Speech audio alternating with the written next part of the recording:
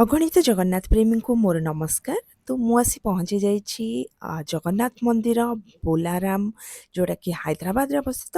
आपण माने जानिथिबे कि जुबली हिल्स रे भी गोटे जगन्नाथ मंदिर अछि, किंतु ए जो मंदिरटी 2018 मसीहा रे बनिथिला, जोटा कि YSR colony IDA Bollaram Hyderabad रे अवस्थित, जोटा कि आउटर रिंग रोड, जोटी एक सर्विस रोड अछि।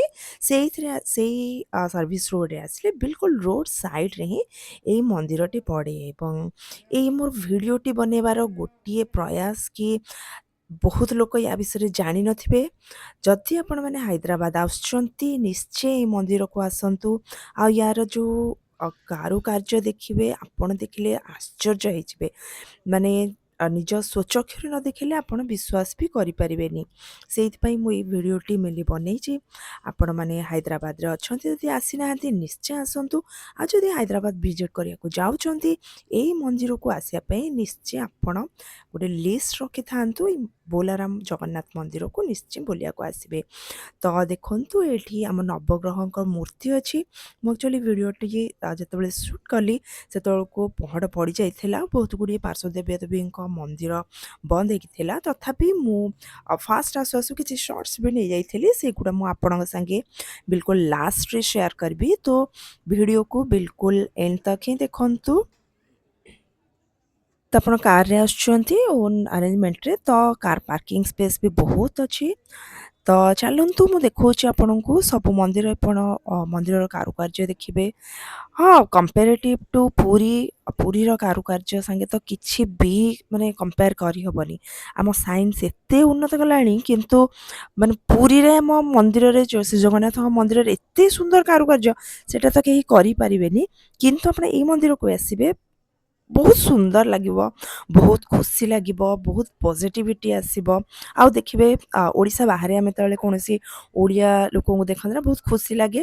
ତ ଏଠି ବହୁତ ଓଡ଼ିଆ ଲୋକ ବି ବହୁତ ଆସିକି ଏଠି ବି ଦର୍ଶନ କରୁଛନ୍ତି।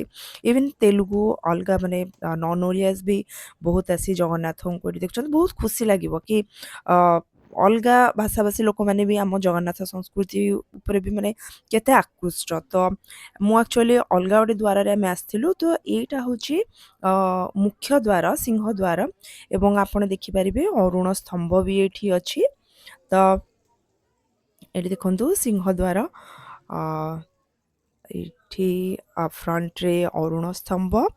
ତ ଏଇଟା ହିଁ ମୁଖ୍ୟ ଦ୍ୱାର। ଆପଣ ଏଇପଟେ ବି ଆସିପାରିବେ। ମୁଁ ଆକ୍ଚୁଆଲି ଆମ କାର୍ ଯେଉଁପଟ ସାଇଡ଼୍ରେ ପାର୍କିଂ ହେଇଥିଲା, ମୁଁ ସେଇପଟେ ହିଁ ଆସିଥିଲି। ଭିଡ଼ିଓଟା ସେଇପଟେ ହିଁ ସୁଟ୍ କରିଥିଲି। ଏଠି ଦେଖନ୍ତୁ, ତ ଏଇଠୁ ହିଁ ଫ୍ରଣ୍ଟରୁ ଆମର ମନ୍ଦିର ଦୃଶ୍ୟ ବି ପହଡ଼ ପଡ଼ିଛି। ଆଉ ସବୁ ବନ୍ଦ ବି ଅଛି। ଏବଂ ମନ୍ଦିର ଭିତରକୁ କ୍ୟାମେରା ମୋବାଇଲ ଆଲାଉଡ଼ ନାହିଁ। ତ ତେଣୁ ତା ଭିତରକୁ ମୁଁ ନେଇକି ଭିଡ଼ିଓ ବି ସୁଟ୍ କରିପାରୁନି। ଆକ୍ଚୁଆଲି ଲାଷ୍ଟ ଇୟର୍ ଆମେ ଆସିଥିଲୁ ମନ୍ଦିରକୁ, ଏତେ ମତଲବ ହେଇନଥିଲା।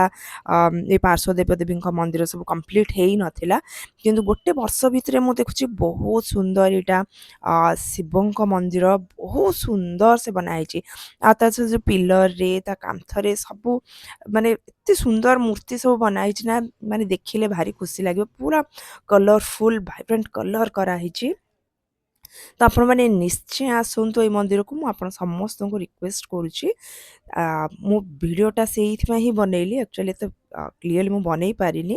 ଦେଖନ୍ତୁ ଶିବଙ୍କ ମନ୍ଦିର ଏବଂ ସେ ଉପରେ ବି ବହୁତ ବଢ଼ିଆ ବଢ଼ିଆ ସବୁ ମାନେ ସେଇ ଠାକୁରଙ୍କ ରିଲେଟେଡ଼ ବହୁତ ଜିନିଷ ବନା ହେଇଛି।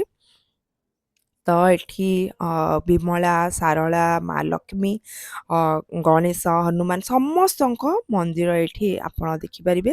4ଟି ଦ୍ୱାର ଅଛି। ତ ଆହୁରି ମନ୍ଦିର ଆହୁରି ବନା ଚାଲିଛି, ମାନେ ପୁରା କମ୍ପ୍ଲିଟ୍ ହେଇନି। ଏବେ ରଙ୍ଗ ବି ଦିଆହେଉଛି। ଏବଂ ଦେଖନ୍ତୁ ଇଏ ବି ଗୋଟେ ମନ୍ଦିର। ଆଉ ସବୁ ପହଡ଼ ପଡ଼ିଛି। ଆକ୍ଚୁଆଲି 2ଟା ବାଜି ଯାଇଥିଲା। ଏବଂ ଏଠାରେ ଅନ୍ନପ୍ରସାଦ ବି ମିଳୁଛି। ଆପଣ ଏଠି ଟିକେଟ୍ କରି ଟିକେଟ୍ କାଉଣ୍ଟରରୁ ପ୍ରସାଦ ବି ସେବନ କରିପାରିବେ। ଭାତ, ଡାଲମା, ଖଟା, ଶାଗ, କ୍ଷୀରି ବହୁତ ଟେଷ୍ଟି ସେ ପ୍ରସାଦ। ଏଠି ଦେଖନ୍ତୁ ମା ଲକ୍ଷ୍ମୀଙ୍କର ଏଠି ଆଳତି ହେଉଛି। ତ ମୁଁ ଜଷ୍ଟ ସର୍ଟ ଭିଡ଼ିଓ ଗୁଡ଼ା ବି ନେଇଥିଲି, ଟିକେ ଟିକେ ଆଡ଼୍ କରିଦେଉଛି। ଏଠି ଦେଖନ୍ତୁ ଏଇଠି ସମସ୍ତେ ପ୍ରସାଦ ସେବନ ପାଇଁ ବୋଲି ଲାଇନ୍ କରିକି ରହିଛନ୍ତି। ଏଠି ବସିକି ଆପଣ ଏ ମଣ୍ଡପରେ ପ୍ରସାଦ ବି ସେବନ କରିପାରିବେ। ଆଉ ବିଲକୁଲ ଆମ ଓଡ଼ିଆ ମନ୍ଦିରରେ ଯେମିତି ଖାଇଲେ ଯେମିତି ଟେଷ୍ଟ ଲାଗେ ନା ସେମିତି ହିଁ ଟେଷ୍ଟ ଅଛି। ବହୁତ ଖୁସି ଲାଗିବ ଏଠି ଗୋଟେ ସପ୍ ବି ଅଛି ସେଠି ଜଗନ୍ନାଥଙ୍କର ସବୁ ଛୋଟ ଛୋଟ ମାନେ ଫଟୋ ଅଛି ଷ୍ଟିକର ଅଛି ଏମିତି ପୁରୀରେ ସବୁ ଜିନିଷ ମିଳେ ନା ଏଠି ବି ଅଛି ଆପଣ ନେଇକି ବି କାହାକୁ ଦେଇପାରିବେ। ଏବଂ ଆଗରେ ଆପଣ ଦେଖିବେ ଏଠି ଆମ ପୁରୀର ଫେଣି ଖଜା ସବୁ ଜିନିଷ ମିଳୁଛି ପ୍ୟାକିଂ ଟେଷ୍ଟ ବି ବହୁତ ଭଲ ହେଲା। ଆମ ପୁରୀ ପ୍ରସାଦର ଯେମିତି ଗୋଟେ ବାସ୍ନା ସେଟା ଆପଣ ପାଇବେନି ତଥାପି ଟେଷ୍ଟ ବହୁତ ଭଲ। ଆପଣ ଆସିକି ଏଠୁ ନେଇ ବି ପାରିବେ। ଏବଂ ଏଇଠି ମନ୍ଦିର ଏଇଠି ଦେଖନ୍ତୁ ଏଠି ଦାସିଆ ବାଉରୀଙ୍କ ନଡ଼ିଆ ଦେବା ଜଗନ୍ନାଥଙ୍କର ନଡ଼ିଆ ଗ୍ରହଣ କରିବାଠୁ ଆରମ୍ଭ କରି ଭକ୍ତ ସାଲବେଗ ତାଙ୍କର ବି ଏଇଠି ଦେଖନ୍ତୁ ଗୋଟେ ମୂର୍ତ୍ତି ହେଇଛି।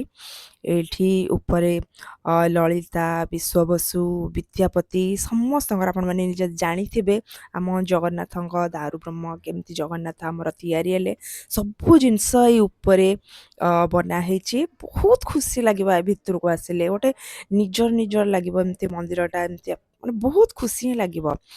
ତ ଏଇଟା ଦେଖନ୍ତୁ ଏଇଟା ସାରଳା କି ବିମଳାଙ୍କ ମନ୍ଦିର ଏଇଟା ବି ଆପଣ ଦେଖିପାରୁଥିବେ ସେ ଯେଉଁ ପିଲର ଗୁଡ଼ା ସେ ଯେଉଁ ତାଙ୍କ କବାଟ କେତେ ସୁନ୍ଦର କାରୁକାର୍ଯ୍ୟ କରାଯାଇଛି। ଏ ଉପର ଛାତ ଉପରେ ବି ଯେଉଁ କଲର ବି ବହୁତ ସୁନ୍ଦର ସେ କରାହେଇଛି। ଏବଂ ଏଠି ଆସି ଆପଣମାନେ ବି ସେ ତାଙ୍କର ଡୋନେସନ୍ ବକ୍ସ ବି ଅଛି ଆପଣ ସେଠି ଡୋନେଟ୍ ବି କରିପାରିବେ ଯେଉଁଟାକି ମନ୍ଦିରର ଉନ୍ନତିରେ କାର୍ଯ୍ୟରେ ଆସିବ ମାନେ କାମରେ ଆସିବ। ତ ଓଡ଼ିଆ ହିସାବରେ ଆମକୁ ତ ଆମ ଜଗନ୍ନାଥ ସଂସ୍କୃତିକୁ ଯେତେ ଆମେ ପ୍ରଚାର ପ୍ରସାର କରିପାରିବା ସେଟା ଆମ ପାଇଁ ସେତିକି ଗର୍ବର ବିଷୟ। ଦେଖନ୍ତୁ ବିଲକୁଲ ଗୋଟେ ରଥ ଭଳିଆ ହେଇଛି ତଳେ ବି କେତେ ସୁନ୍ଦର ଦେଖନ୍ତୁ ପିଲର କରିକି କରିଛନ୍ତି। ଏଇଠି ବି ଗୋଟେ ମନ୍ଦିର ଅଛି ସରି ମଣ୍ଡପ ଅଛି। ଏଠି ଦେଖନ୍ତୁ ତଳେ ବହୁତ ସୁନ୍ଦର କାରୁକାର୍ଯ୍ୟ ଅଛି ଆପଣ ନିଜେ ଆସିକି ସ୍ୱଚକ୍ଷୁରେ ନ ଦେଖିଲେ ବିଶ୍ୱାସ କରିପାରିବେନି ବିଲକୁଲ ବି। ତ ଏବେ କଲର ହେଉଛି ପିଲର ଗୁଡ଼ା ବାନ୍ଧି ଦେଇଛନ୍ତି। ଲାଷ୍ଟ ଟାଇମ୍ ଆସିଲା ବେଳକୁ କଲର ହେଇନଥିଲା ମନ୍ଦିର ବହୁତ ଗୁଡ଼େ ପାର୍ଶ୍ୱ ଦେବଦେବୀଙ୍କ ମନ୍ଦିର ଏତେ ହେଇନଥିଲା ଏଥର ହେଇଯାଇଛି। ଆଉ ହାଇଦ୍ରାବାଦରେ ଆପଣ ଜାଣିଥିବେ ଦିନ ବେଳେ ଖରାଟା ବହୁତ ତାତିଯାଏ ତେଣୁ ଏଠି ଦେଖନ୍ତୁ କେତେ ସୁନ୍ଦର ଛାଇ ବି କରିଦିଆଯାଇଛି ଟେଣ୍ଟ ବାନ୍ଧିକି ତ ଥଣ୍ଡା ଥଣ୍ଡା ଲାଗୁଛି। ତ ଏଇଠି ଦେଖନ୍ତୁ ଏଇଟା ଏଣ୍ଟ୍ରାନ୍ସଟା ଆମେ ଏଇ ବାଟେ ହିଁ ଆସିଥିଲୁ। ଏଠି ସବୁ କାର ପାର୍କିଂ ପାଇଁ ବୋଲି ବହୁତ ସ୍ପେସ୍ ଅଛି। ଏଠି ରୋଡ଼ଟା ବି ଅଛି ସର୍ଭିସ୍ ରୋଡ଼ଟା ବିଲକୁଲ ରୋଡ଼ ସାଇଡ଼ରେ ହିଁ ମନ୍ଦିରଟା। ତ ଏଠି ଦେଖନ୍ତୁ ହନୁମାନଙ୍କୁ ଯେଉଁ ବାନ୍ଧି ନେଇକି ରଖିଥିଲେ ସେଇ ମନ୍ଦିର ମାନେ ସେଇ ବିଷୟରେ ଲେଖାଯାଇଛି। ଏବଂ ଏହାର କାନ୍ଥରେ ନା ଜଗନ୍ନାଥଙ୍କର ସବୁ ବେଶ ସବୁ ମାନେ ଚିତ୍ର କରାହେଇଛି। ଏଠି ଦେଖନ୍ତୁ ବହୁତ ଖୁସି ଲାଗିବ। ଆଉ ଗୋଟେ ସବୁଠୁ ମଜାର କଥା ଏଇ ପାଖରେ ନା ଗୋଟେ କଟକ ଦହିବରା ମୋତେ ମିଳୁଥିଲା। ଏତେ ବର୍ଷ ପରେ ମୁଁ ହାଇଦ୍ରାବାଦରେ ଦହିବରା ଖାଇଲି କଟକ ଦହିବରା ଓଡ଼ିଆ ଦହିବରା। ତ ଦେଖନ୍ତୁ ଏଇଟା ଗୋଟେ କ୍ଲିପ୍ସ ମୁଁ ରଖିଛି ମୁଁ ସେୟାର କରୁଛି। ଏଇଟା ଆମ ନମ ଶିବାୟ ଶିବଙ୍କ ମନ୍ଦିର ମୁଁ ଲାଷ୍ଟରେ ବସ୍ ଏଣ୍ଡରେ ମୋଟା ଆପଣଙ୍କ ସାଥିରେ ସେୟାର କରୁଛି। ଏଇଟା ସର୍ଟ ମୁଁ ଭିଡ଼ିଓ ରଖିଥିଲି ତାକୁ ବସ୍ ଏଡ଼ିଟ୍ କରିକି ମୁଁ ରଖୁଛି। ଦେଖନ୍ତୁ ଏଠି ଆପଣମାନେ ନିଶ୍ଚୟ ଆସନ୍ତୁ ହାଇଦ୍ରାବାଦ ଆସୁଥିଲେ ବୋଲାରାମ ମନ୍ଦିର ଆପଣ ଯଦି ନିଜ ପର୍ସନାଲ ଆସୁଛନ୍ତି କ୍ୟାବ୍ ଅଟୋବାଲା ସରି ତ କ୍ୟାବ୍ ବାଲାଙ୍କୁ କହିଲେ ସେମାନେ ବୋଲାରାମ ଜଗନ୍ନାଥ ମନ୍ଦିର ନିଶ୍ଚୟ ଆପଣଙ୍କୁ ଆଡ଼ି ଯିବେ। ଏଠି ଦେଖନ୍ତୁ ଗଣପତି ବାପାଙ୍କ ମନ୍ଦିର ବହୁତ ସୁନ୍ଦର ହେଇଛି। ସେ ଟିକେ ସାଉଥ ଇଣ୍ଡିଆନ୍ ଷ୍ଟାଇଲରେ ହିଁ ସଜେଇଛନ୍ତି ତଥାପି କିଛି ନାହିଁ। ଏଠି ଯେତେକ ପୂଜକ ବି ସମସ୍ତେ ପ୍ରାୟ ଓଡ଼ିଆ ଅଛନ୍ତି। ଏଠି ଇଏ ଦେଖନ୍ତୁ ପୁରା ମନ୍ଦିର ମୁଁ ଦେଖେଇ ଦେଉଛି ଆପଣଙ୍କୁ ବହୁତ ସୁନ୍ଦର ଲାଗିବ ଆପଣଙ୍କୁ। ସେ ସାରଳା ବିମଳା ସମସ୍ତଙ୍କର ମନ୍ଦିର ଗୋଟେ ଅଛି। ମା ବିମଳାଙ୍କ ମନ୍ଦିର ଦର୍ଶନ କରନ୍ତୁ। ତ ଆପଣଙ୍କୁ ଭିଡ଼ିଓ କେମିତି ଲାଗିଲା ନିଶ୍ଚୟ କମେଣ୍ଟରେ ଜଣାଇବେ। ସେତିକି ରହିଲି ନମସ୍କାର।